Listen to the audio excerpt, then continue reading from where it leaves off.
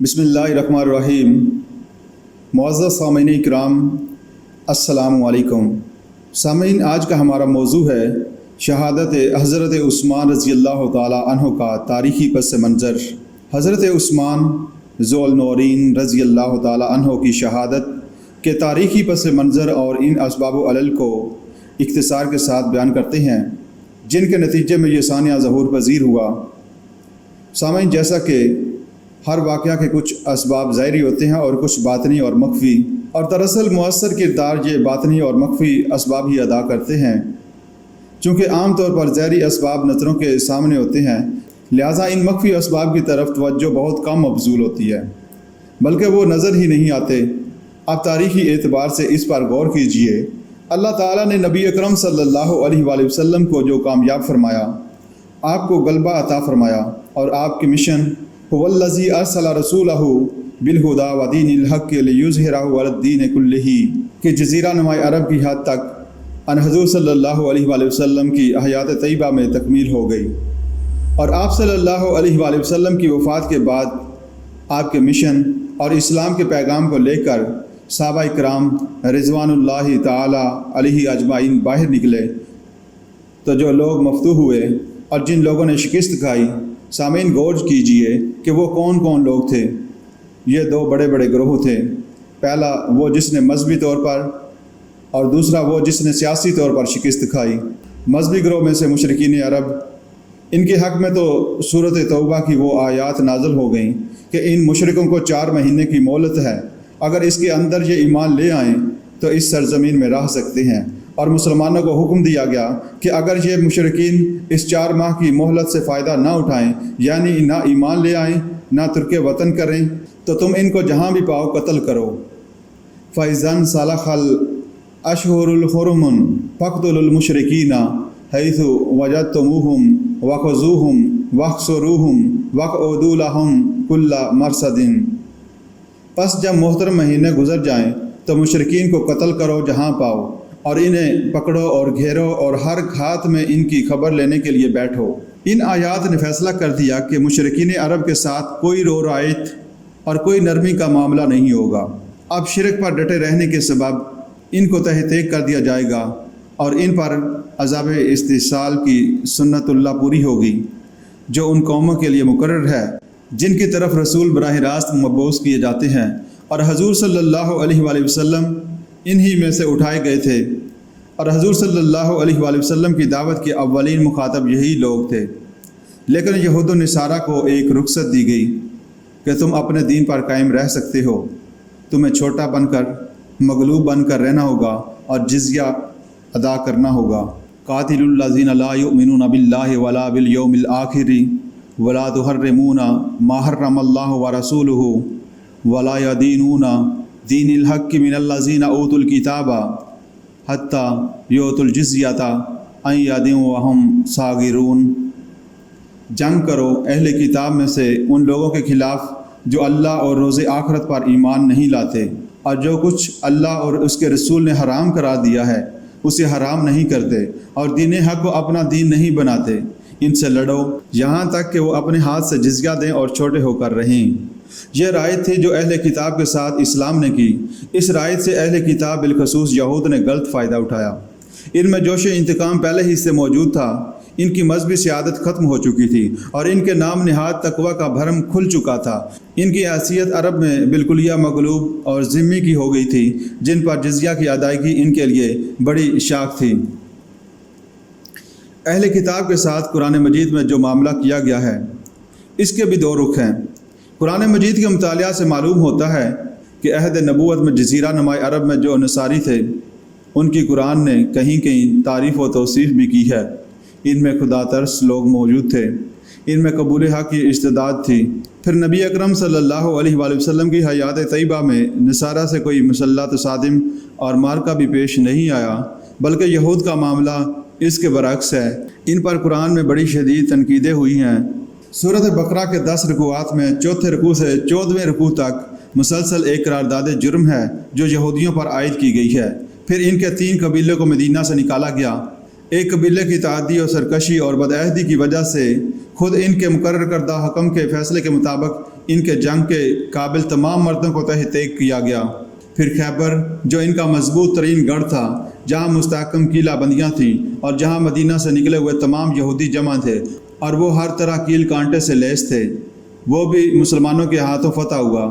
سب سے زیادہ زخم خوریدہ یہود تھے، عیسائی بھی زخم خوریدہ تھے، لیکن ان کا معاملہ اتنا شدید نہیں تھا جتنا یہودیوں کا تھا۔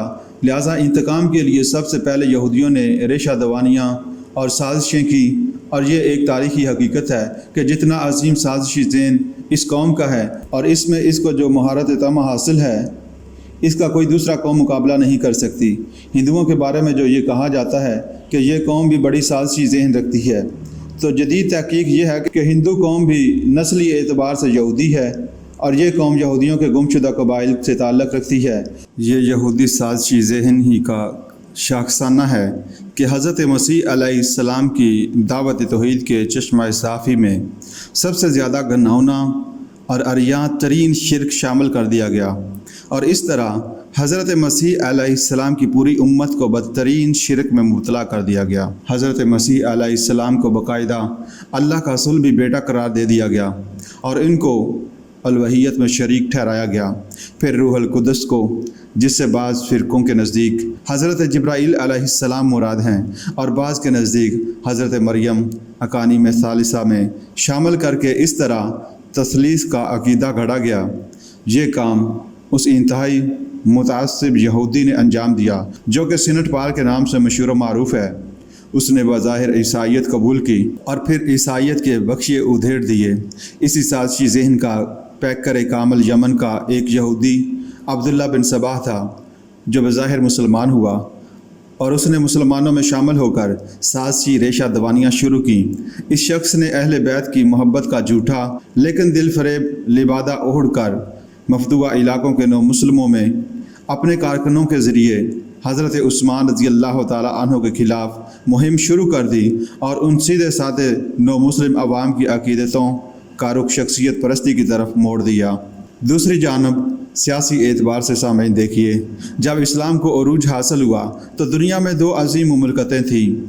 ایک سلطنت روما جو 3 براعظموں تک وسیع تھی، اور یورپ کے اکثر ممالک، مغربی ایشیا کے چند علاقے اور شمالی افریقہ کے تقریباً تمام ممالک کیسر روم کے زیر نگیں یا باج گزار تھے۔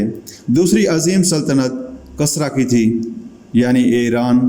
خلافت راشدہ خصوصاً دور فاروقی میں سلطنت کسریٰ کی دھجیاں اڑ گئیں، بلکہ اس کا تو وجود ہی صفحۂ ہستی سے مٹ گیا۔ یہ نتیجہ تھا اس گستاخی کا جو خسرو پرویز نے نبی اکرم صلی اللہ علیہ وآلہ وسلم کے نامہ مبارک کے ساتھ کی تھی، جس کے ذریعے اس کو اسلام کی دعوت دی گئی تھی۔ حضور صلی اللہ علیہ وآلہ وسلم نے تو اسی وقت فرما دیا تھا کہ کسریٰ نے میرا نامہ چاک نہیں کیا بلکہ اپنی سلطنت کے پرخچے اڑا دیے۔ اس گستاخی کی اسے نقد سزا تو یہ ملی کہ اسی وقت سے ایران میں محلاتی سازشوں نے سر اٹھایا، جن کے نتیجے میں خسرو پرویز قتل ہوا اور یک بعد دیگرے مختلف افراد تخت کسریٰ پر متمکن ہوئے، جبکہ سلطنت روما کی تو صرف ایک ٹانگ ٹوٹی۔ اس کے صرف مغربی ایشیا کے مقبوضات اور شمالی افریقہ میں سے صرف مصر حضرت عمر فاروق رضی اللہ تعالیٰ عنہ کے دور میں اسلام کے پرچم تلے آئے۔ یورپ کے جو ممالک کیسر روم کے قبضہ میں تھے وہ جوں کہ توں باقی رہے، اور سلطنت روما کی سطوت کافی بڑی حد تک باقی رہی۔ شمالی افریقہ کے دوسرے مقبوضات دور عثمانی میں اسلامی مملکت کے زیر نگیں آئے، لیکن جیسا کہ میں نے عرض کیا کہ سلطنت کسریٰ کی تو دور فاروقی میں دھجیاں اڑ گئیں، اس کا وجود ہی باقی نہیں رہا۔ لہٰذا جہاں تک انتقامی جذبات کا معاملہ ہے تو وہ سب سے زیادہ شدید ایرانیوں کے اندر موجزن تھے۔ اسی سے آپ یہ سمجھ سکتے ہیں کہ ایرانیوں کو حضرت عمر رضی اللہ تعالیٰ عنہ سے اتنا بغض کیوں ہے۔ اسی کا مظہر ہے کہ ایران میں جیسے دوسرے اکابر اور اہل بیت کے مقبروں کی شبہیں اور تصویریں بطور تقدس چھپتی اور گھروں میں لگائی جاتی ہیں، اسی طرح اس بدبخت ابولول و فیروز مجوسی کی قبر کی شبہیں اور تصویریں فروخت ہوتی ہیں، جو حضرت عمر فاروق رضی اللہ تعالیٰ عنہ جیسی جلیل القدر شخصیت، खलीफा राशिद और अमीर अल-मोमिनीन का कातिल था। और सितम बलाए सितम ये कि उनके नीचे ये इबारत लिखी होती है, कब्र मुबारक हज़रत अबू लुलु फ़िरोज़ इन्ना लिल्लाहि व इन्ना इलैहि राजिऊन। इस नाहंजार मजूसी की कब्र की तकदीस और इसके नाम की तौक़ीर सिर्फ़ इसलिए कि इसने हज़रत उमर फ़ारूक रज़ियल्लाहु ताला अन्हु की हयात मुबारका का चिराग बुझाया था, जो ईरान के हकीकी फ़ातह थे। सामीन गौर कीजिए, इस्लाम के ख़िलाफ़ दो तरफ़ा साज़िशें शुरू हुईं। एक जानब यहूदियों की तरफ से जो मजहबी सियासत के लिहाज से ज़ख्म खोरीदा थे, और दूसरी जानब इन मजूसियों की तरफ जो चाहे बज़ाहिर मुसलमान हो गए हों लेकिन जो सल्तनत कसरा के परखच्चे उड़ जाने की वजह से शिकस्त खोरदा थे और आतिश इंतकाम में जल रहे थे।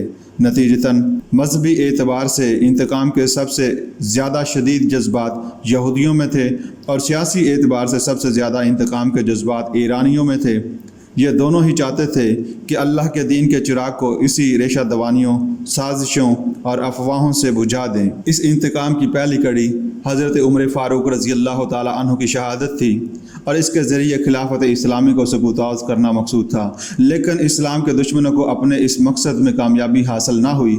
हज़रत उस्मान रज़ियल्लाहु ताला अन्हु ने तख्ते खिलाफत पर मुतमक्कन होने के बाद हालात पर पूरी तरह काबू पा लिया, बल्कि दाखिली अमन व अमान और इस्तेहकाम के साथ तमाम शोरशें और बगावतें न सिर्फ फ़रोग़ कर डाली बल्कि फतूहात का दायरा वसी तर होने लगा। तो अब यहूदी साजिशी ज़हन और आगे बढ़ा और उसने अपनी वो खुफिया कार्रवाइयाँ तेज़ कर दी जिनकी दाग बेल अब्दुल्ला बिन सबा दौरे सिद्दीकी में डाल चुका था। इस साजिशी काम के लिए उसको ईरान की ज़मीन सबसे ज़्यादा साजगार नज़र आई। यहाँ वो अंसर भी अच्छी खासी तादाद में मौजूद था जो बज़ाहिर मुसलमान लेकिन ज़हनन मजूसी और शाह परस्त था और इंतकाम की आग में जल रहा था।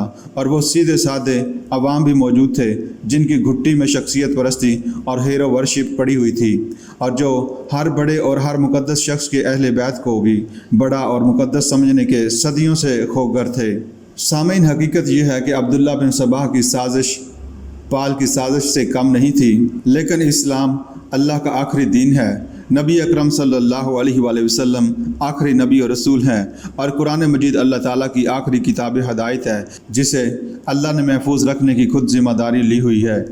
इन्ना नहनु नज़्ज़लना ज़िक्रा व इन्ना लहु लहाफ़िज़ून। अल्लाह की तरफ से वल्लाहु मुतिम्मु नूरिही का अटल फ़ैसला हो चुका था। हज़रत मसीह अलैहिस्सलाम की शख्सियत को मस्ख़ किया गया और दीन का हुलिया बिगाड़ दिया गया, तो कुरान ने आकर तस्हीह कर दी और दीन हक़ मुबरहन हो गया। अगर हज़ूर सल्लल्लाहु अलैहि वसल्लम की शख्सियत को और आप सल्लल्लाहु अलैहि वसल्लम के लाए हुए दीन को मस्ख़ कर दिया जाता तो फिर कौन था जो इसकी तस्हीह करता? चूँकि नबी अकरम सल्लल्लाहु अलैहि वसल्लम ख़ातमुन नबिय्यीन और ख़तमुल मुरसलीन हैं, लिहाजा हज़ूर सल्लल्लाहु अलैहि वसल्लम की शख्सियत, दीन इस्लाम और कुरान मजीद को अल्लाह ताला की तरफ से ख़ुसूसी तहफ़्फ़ुज़ अता हुआ। नीज़ उम्मत मुस्लिमा को ये फ़जीलत भी अता हुई कि उम्मत के उलमाए हक़ का मकाम हज़ूर सल्लल्लाहु अलैहि वसल्लम के इरशाद ग्रामी के मुताबिक अंबियाए बनी इसराइल के मुताबिक करार पाया। हज़ूर सल्लल्लाहु अलैहि वसल्लम ने यह खुशखबरी भी सुनाई कि मेरी उम्मत का एक गिरोह हर दौर में हक़ पर कायम रहेगा। लिहाजा ये साजिश बिल्कुलिया कामयाब नहीं हुई और ना हो सकती थी, लेकिन इस साजिश के वो गंदे और नजस अंडे बचे थे जिनके हाथों खलीफा सालिस उस्मान गनी रज़ियल्लाहु ताला अन्हु शहीद हुए और अलवी खिलाफत का पूरा दौर फितना व फसाद और खाना जंगी की नज़र हो गया। और इस दौर में 84,000 मुसलमान एक दूसरे की तलवारों से शहीद हुए। ये दर हकीकत हज़रत उस्मान रज़ियल्लाहु ताला अन्हु की मज़लूमाना शहादत का खमियाजा था। जब किसी हकीकी बंदा मोमन को सताया जाता है, जब किसी मोमन सादिक को जुल्म सितम का निशाना बनाया जाता है, जब किसी अल्लाह वाले के दिल को दुखाया जाता है, जब अल्लाह और उसके रसूल सल्लल्लाहु अलैहि वसल्लम के किसी महबूब का नाहक खून बहाया जाता है, तो अल्लाह ताला का गैज़ व गज़ब भड़कता है और मुख्तलिफ़ सूरतों में अज़ाब इलाही का ज़हूर होता है। جس کی ایک بڑی المناک صورت آپس کی خانہ جنگی اور خون ریزی ہوتی ہے جو ہمیں دور علوی میں نظر آتی ہے۔ سامعین، جیسا کہ اسلام کی تاریخ قربانیوں اور شہادتوں سے بھری پڑی ہے، لیکن واقعہ یہ ہے کہ شہید مظلوم حضرت عثمان غنی رضی اللہ تعالی عنہ ہیں۔ اس سے قبل مسلمان کفار کے ہاتھوں شہید ہوئے، انفرادی طور پر بھی اور میدان قتال میں بھی، جہاں انہوں نے کفار کو قتل بھی کیا اور خود شہادت کے مرتبہ عالیہ سے سرفراز بھی ہوئے۔ لیکن حضرت عثمان رضی اللہ تعالی عنہ وہ پہلے مرد صالح ہیں جو امام وقت، خلیفہ راشد اور امیر المومنین ہوتے ہوئے خود مسلمانوں کے ہاتھوں شہید ہوئے۔ آپ رضی اللہ تعالی عنہ محبوب رسول خدا ہیں، اور محبوب بھی کیسے کہ جن کے ابالہ نکاح میں یکے بعد دیگرے حضور صلی اللہ علیہ وآلہ وسلم کی 2 صاحبزادیاں آئیں، جن کے حسن سلوک سے نبی اکرم صلی اللہ علیہ وآلہ وسلم اتنے خوش تھے کہ یکے بعد دیگرے اپنی 40 بیٹیاں آپ رضی اللہ تعالی عنہ کے نکاح میں دینے کے لیے راضی تھے، اور جن کے متعلق حضور صلی اللہ علیہ وآلہ وسلم نے یہ بشارت دی تھی کہ لکلی نبی رفیق و رفیق یعنی فی جنت عثمان، جنت میں ہر نبی کے ساتھ اس کی امت سے ایک رفیق ہوگا، اور عثمان رضی اللہ تعالیٰ عنہ میرے رفیق ہیں، وہ جنت میں میرے ساتھ ہوں گے۔ وہ بزرگ ہستی انتہائی مظلومیت کی حالت میں قتل ہوئی، جو کاتب وحی تھی۔ حضرت عائشہ صدیقہ رضی اللہ تعالی عنہا سے مروی ہے کہ باخدا حضرت عثمان رضی اللہ تعالی عنہ نبی اکرم صلی اللہ علیہ وآلہ وسلم کے پاس بیٹھے ہوتے، اور حضور صلی اللہ علیہ وآلہ وسلم پر اس حال میں وحی نازل ہوتی کہ حضور صلی اللہ علیہ وآلہ وسلم اپنی پشت سے مجھ پر سہارا لگائے ہوئے ہوتے، اور حضرت عثمان رضی اللہ تعالی عنہ سے فرماتے کہ لکھو۔ چنانچہ کتب سیر میں منقول ہے کہ جب باغیوں کے حملہ میں حضرت عثمان رضی اللہ تعالیٰ عنہ کا داہنا ہاتھ کاٹا گیا تو آپ رضی اللہ تعالیٰ عنہ نے فرمایا، یہ وہی ہاتھ ہے جس نے سورہ مفصل کو لکھا تھا۔ وہ مبارک شخصیت حالت محصوری میں شہید کی گئی، جس کے ذریعے اللہ تعالیٰ نے امت پر یہ احسان فرمایا کہ پوری امت کو ایک مصحف پر مجتمع اور متفق کر دیا۔ آج ہم جس قرآن مجید کی تلاوت کرتے ہیں وہ امت تک باکمال و تمام صحت کے ساتھ حضرت عثمان رضی اللہ تعالیٰ عنہ کی بدولت منتقل ہوا۔ صحیح بخاری میں حضرت انس بن مالک رضی اللہ تعالیٰ عنہ سے روایت ہے کہ حضرت حذیفہ رضی اللہ تعالیٰ عنہ آرمینیا اور آذربائیجان کی فتح کے بعد جو دور عثمانی میں ہوئی تھی، مدینہ تشریف لائے تو انہوں نے حضرت عثمان رضی اللہ تعالیٰ عنہ سے عراق و شام میں قراءت قرآن کے اندر مسلمانوں کے اختلاف کا ذکر بڑی تشویش کے ساتھ کیا، اور کہا، یا امیر المومنین، یہود و نصارہ کی طرح کتاب اللہ میں اختلاف ہونے سے پہلے اس کا تدراک کر لیجئے۔ حضرت عثمان رضی اللہ تعالیٰ عنہ نے ام المومنین حضرت حفصہ بنت عمر فاروق رضی اللہ تعالیٰ عنہ سے صدیق اکبر رضی اللہ تعالیٰ عنہ کے دور میں جمع کیا ہوا مصحف منگوا بھیجا، اور آپ رضی اللہ تعالیٰ عنہ نے اس مصحف کو قریش کی زبان کے موافق لکھوایا، اس لیے کہ قریش کی زبان ہی میں قرآن حکیم نازل ہوا تھا، اور اس مصحف کی نقل تمام بلاد اسلامیہ میں بھیج دی۔ وہ معتمد شخصیت مظلومانہ طور پر شہید کی گئی، جس پر رسول اللہ صلی اللہ علیہ وآلہ وسلم کو، صدیق اکبر رضی اللہ تعالیٰ عنہ کو اور عمر فاروق رضی اللہ تعالیٰ عنہ کو کامل اعتماد تھا، اور جو ہر نازک موقع پر مشوروں میں شریک رہے۔ یہ واقعہ تو بہت مشہور ہے کہ مرض الموت میں جب حضرت ابو بکر رضی اللہ تعالیٰ عنہ اپنے جانشین کے لیے حضرت عثمان رضی اللہ تعالیٰ عنہ سے وصیت لکھوا رہے تھے تو حضرت عمر رضی اللہ تعالیٰ عنہ کا نام لکھوانے سے قبل آپ رضی اللہ تعالیٰ عنہ پر غشی طاری ہو گئی، لیکن حضرت عثمان رضی اللہ تعالیٰ عنہ نے حضرت عمر رضی اللہ تعالیٰ عنہ کا نام لکھ دیا۔ جب غشی دور ہوئی تو حضرت ابو بکر صدیق رضی اللہ تعالیٰ عنہ نے کہا، پڑھیے کیا لکھا ہے۔ جب حضرت عمر رضی اللہ تعالیٰ عنہ کا نام سنا تو حضرت ابو بکر رضی اللہ تعالیٰ عنہ بہت خوش ہوئے اور بہت دعائیں دیں، اور کہا، آپ نے عمر کا نام اس لیے لکھ دیا کہ مبادا اس غشی میں میری جان چلی جائے۔ جنت کا بشارت یافتہ اس امام وقت کا خون ناحق بہایا گیا، جن سے احادیث کی معتبر کتابوں میں 140 احادیث سے مروی ہیں، جن میں وہ مشہور احادیث بھی ہے جو صحیح بخاری میں موجود ہے، اور ہماری دعوت رجوع القرآن میں رہنما اصول کے طور پر شامل ہے کہ خیرکم من تعلم القرآن وعلمہ، تم میں بہترین وہ ہے جس نے خود قرآن سیکھا اور اسے دوسروں کو سکھایا۔ آپ کو معلوم ہے کہ نبی اکرم صلی اللہ علیہ وآلہ وسلم نے خوشخبری دی ہے کہ جس مومن صالح نے 40 احادیثیں یاد کر لیں تو وہ قیامت کے روز علماء کے زمرے میں اٹھایا جائے گا تو جن کو 140 احادیث نہ صرف یاد ہوں بلکہ انہوں نے ان حضور صلی اللہ علیہ وآلہ وسلم سے سن کر روایت کی ہوں، اور ان کے مرتبے اور مقام علو کا کیا کہنا۔ اس عالی مقام بزرگ کو شہید کیا گیا جس سے خدا بھی راضی تھا اور رسول اللہ صلی اللہ علیہ وآلہ وسلم بھی راضی تھے۔ مستدرک حکم میں ابن عباس رضی اللہ تعالیٰ عنہ سے روایت ہے کہ ایک دن حضرت ام کلثوم رضی اللہ تعالیٰ عنہ نے حضور صلی اللہ علیہ وآلہ وسلم سے دریافت کیا کہ میرا شوہر بہتر ہے یا فاطمہ رضی اللہ تعالیٰ عنہ کا؟ حضور صلی اللہ علیہ وآلہ وسلم نے کچھ دیر سکونت فرمانے کے بعد ارشاد فرمایا کہ تمہارا شوہر ان لوگوں میں سے ہے جو خدا اور رسول صلی اللہ علیہ وآلہ وسلم کو دوست رکھتے ہیں، اور خدا اور رسول ان کو دوست رکھتا ہے۔ پھر حضور صلی اللہ علیہ وآلہ وسلم نے یہ بھی ارشاد فرمایا کہ میں تم سے اس سے بھی زیادہ بیان کرتا ہوں، وہ یہ کہ میں معراج میں جب جنت میں داخل ہوا اور عثمان کا مکان دیکھا تو اپنے صحابہ میں سے کسی کا ایسا نہیں دیکھا، ان کا مکان سب سے بلند تھا۔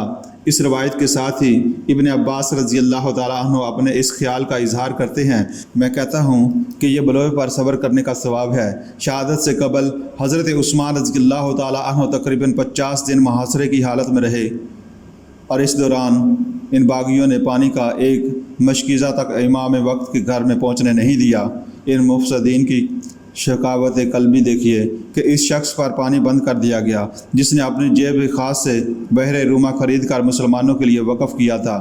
روایات میں آتا ہے کہ دگرگوں حالات کے باعث ام المومنین حضرت ام حبیبہ رضی اللہ تعالیٰ عنہما حضرت عثمان رضی اللہ تعالیٰ عنہ کے پاس لوگوں کی وہ امانتیں لینے جانا چاہتی تھیں جو آپ کے پاس محفوظ تھیں، اور ام المومنین رضی اللہ تعالیٰ عنہما نے پانی کا ایک مشکیزہ بھی ساتھ لے لیا، لیکن باغیوں نے نیزوں سے مشکیزے میں چھید کر دیے۔ ام المومنین رضی اللہ تعالیٰ عنہما کی شان میں گستاخی کی اور ان کو اندر نہیں جانے دیا۔ یہی واقعہ حضرت حسن اور حضرت حسین رضی اللہ تعالیٰ عنہ کے ساتھ پیش آیا۔ حضرت علی رضی اللہ تعالیٰ عنہ نے اپنے ان دونوں صاحبزادوں کے ہاتھ حضرت عثمان رضی اللہ تعالیٰ عنہ کو پانی کی ایک مشق بھیجی۔ ان کا خیال تھا کہ باقی کم سے کم حسین رضی اللہ تعالیٰ عنہ کا تو لحاظ کریں گے، لیکن ظالموں نے ان کی بھی پرواہ نہیں کی اور مشق کو نیزوں سے چھید دیا۔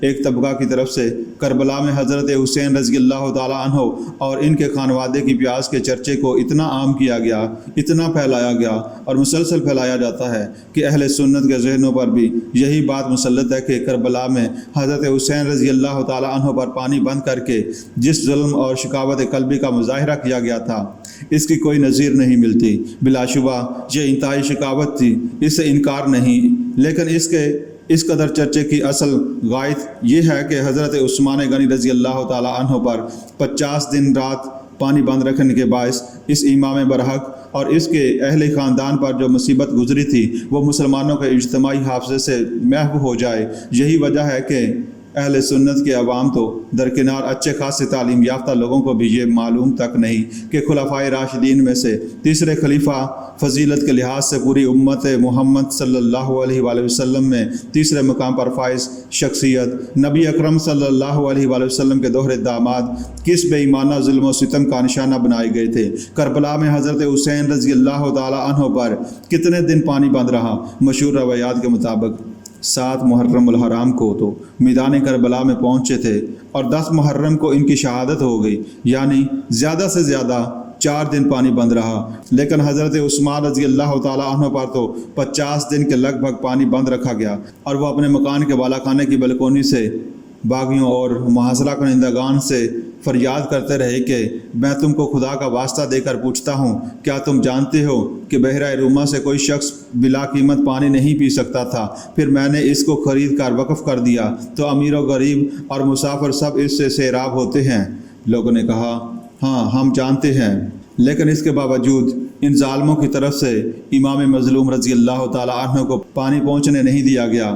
حضرت حسین رضی اللہ تعالیٰ عنہ کی پیاس کا اتنا چرچا کیا گیا اور اس میں اتنی رنگ آمیزی کی گئی اور ان کی پیاس کی مبالغہ آمیز داستان اس لیے گھڑی گئی تاکہ امت کو حضرت عثمان رضی اللہ تعالیٰ عنہ کی پیاس یاد نہ رہے۔ حضرت حسین رضی اللہ تعالیٰ عنہ کی شہادت پر مظلومیت کا رنگ اس لیے چڑھایا گیا کہ حضرت عثمان رضی اللہ تعالیٰ عنہ کی مظلومیت آنکھوں سے اوجھل ہو جائے۔ عوام الناس میں اس طرح پھیلا دیا گیا ہے کہ اب کوئی جانتا ہی نہیں کہ امت کے اصل مظلوم شہید حضرت عثمان رضی اللہ تعالیٰ عنہ ہیں۔ پھر ہر سال اس کا اتنا پراپوگنڈا کیا جاتا ہے کہ گویا تاریخ اسلام میں کوئی اس سے زیادہ علمناک اور عظیم سانحہ وقوع پذیر ہوا ہی نہیں۔ اس میں کوئی شک نہیں کہ سانحہ کربلا بھی انتہائی علمناک تھا اور یہ تاریخ اسلام کے ماتھے پر ایک بدنما داغ ہے، لیکن ہر واقعے اور سانحے کا ایک مقام اور مرتبہ ہے، اس کو اسی مقام پر رکھنا چاہیے۔ افراد و تفرید سے عدل و انصاف کا دامن ہاتھ سے چھوٹ جاتا ہے۔ حضرت حسین رضی اللہ تعالیٰ عنہ بھی مسلمان کہلانے والوں کے ہاتھوں شہید ہوئے اور آپ رضی اللہ تعالیٰ عنہ کی شہادت انتہائی قابل افسوس حادثہ ہے، لیکن آپ رضی اللہ تعالیٰ عنہ میدان جنگ میں داد شجاعت دیتے ہوئے شہید ہوئے، مد مقابل دشمن کو قتل بھی کیا اور مقتول بھی ہوئے۔ سامعین، میں یہ کہتا ہوں کہ چاہے ایک کا 100 سے مقابلہ ہو، لیکن جب کوئی میدان جنگ میں ہے اور اس کے ہاتھ میں تلوار بھی ہے تو یقتلون و یقتلون والا معاملہ کسی نہ کسی درجے میں تو درپیش ہے۔ مقابلہ کرنے والا قتل بھی کرتا ہے اور مقتول بھی ہوتا ہے، لہٰذا یہ صورتحال بالکل دوسری ہے۔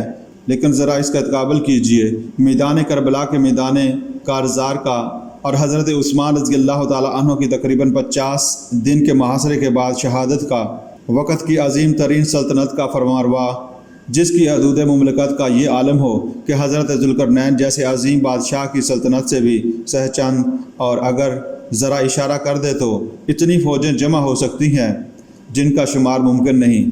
مصر، شمالی افریقہ، شام و فلسطین، یمن، نجد، حجاز، عراق اور ایران کے جان نثار گورنرز سب ان کے ایک حکم پر لشکر جرار کے ساتھ حاضر ہو سکتے تھے۔ حضرت امیر معاویہ رضی اللہ تعالیٰ عنہ انتہائی اصرار کرتے رہے کہ ہم کو اجازت دیجیے کہ ہم ان باغیوں، شورش پسندوں، فتنہ گروں اور باغیوں سے نپٹ لیں، لیکن حضرت عثمان رضی اللہ تعالیٰ عنہ کی زبان پر ایک ہی حکم تھا کہ نہیں۔ اگر اس پیکر صبر و رضا کی زبان سے ایک لفظ بھی اجازت کا نکل جاتا تو باغیوں کی تکہ بوٹی ہو جاتی اور ان کا نام و نشان ڈھونڈنے سے بھی نہ ملتا۔ لیکن حضرت عثمان رضی اللہ تعالیٰ عنہ اس آزمائش میں صبر و ثبات، حلم و تحمل اور قوت و برداشت کے کوئی ہمالیہ نظر آتے ہیں۔ انہیں اپنی جان دینا قبول، اپنی بے حرمتی منظور، لیکن یہ بات کسی حال میں منظور نہیں کہ ان کی وجہ سے کسی بھی کلمہ گو کے خون کی ایک بوند گرے۔